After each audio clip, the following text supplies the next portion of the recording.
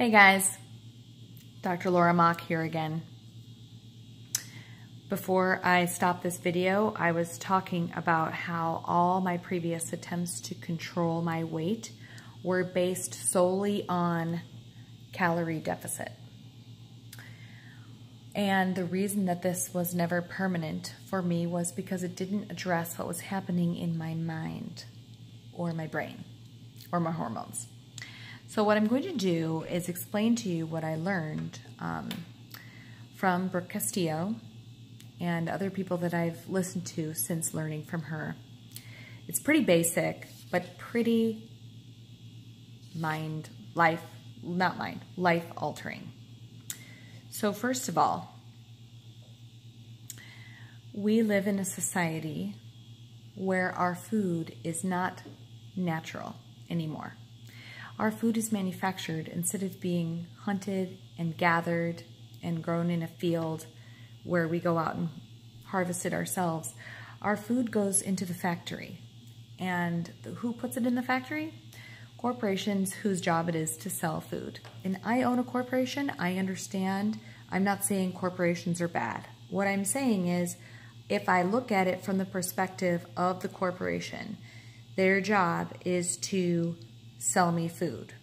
And they have learned very well how to do that. And one of the things that they do is they use sugar and other concentrated food that makes my brain ding harder than it's naturally made to when I consume food that is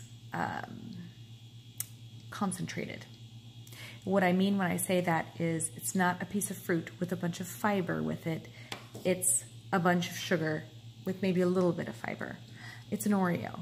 It's a Snackwell's cookie. It's pasta. Things like that that have been made in the factory and then put on a grocery shelf for me to consume.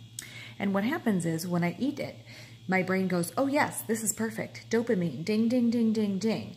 And all the time, until I started this different program, all the time my brain was going, when can I eat again? When can I eat again? What will I eat that's delicious? And then of course when I was trying to lose weight, it wasn't just when can I eat again, but also no, no, no, don't eat that, eat this, no, no, no. And there's a constant back and forth that was happening in my brain.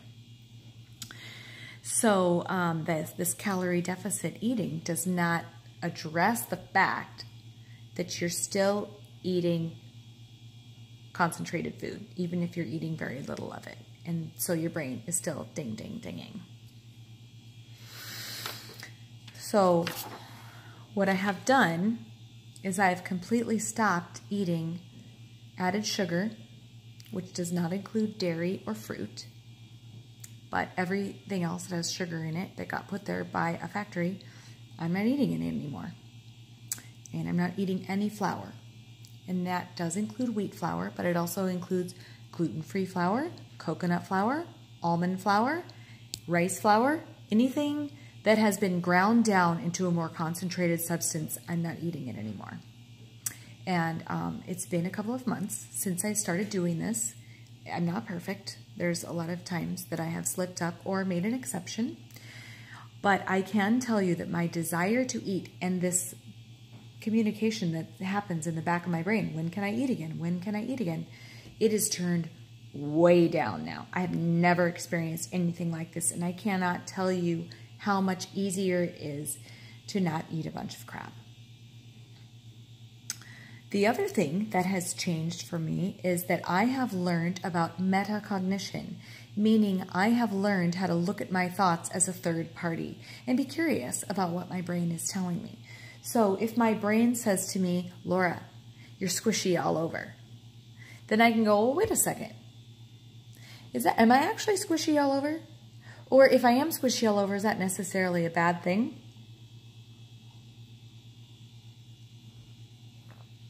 And all of a sudden, I can look at those thoughts that my brain has been feeding to me, and I can evaluate them so that I can recognize if I'm having a thought error. For example, there was a thought error that I recognized this morning while I was journaling. I recognized that sometimes my brain says to me, Laura,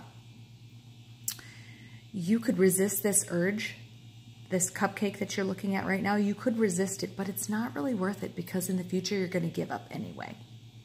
So what is the point of resisting this urge right now? You're not going to get an actual reward for it. Whereas if you put it in your mouth and assimilate those hydrocarbons into your body, it's going to be so delicious. So you might as well give up now. So that is a thought error. And I have now learned how to recognize those thought errors. Last one is hormones. And the hormones have also changed. I can tell you that the way that I control my hormones now is much different. It's a long conversation, but the main gist of it is that I have learned how to control what I'm eating so that the hormone insulin is not active so often and so much in my body. And anyone who's taken a physiology class will understand that insulin, which is a necessary hormone, we would die without it, but it tells your body to store the energy that's in your blood right now.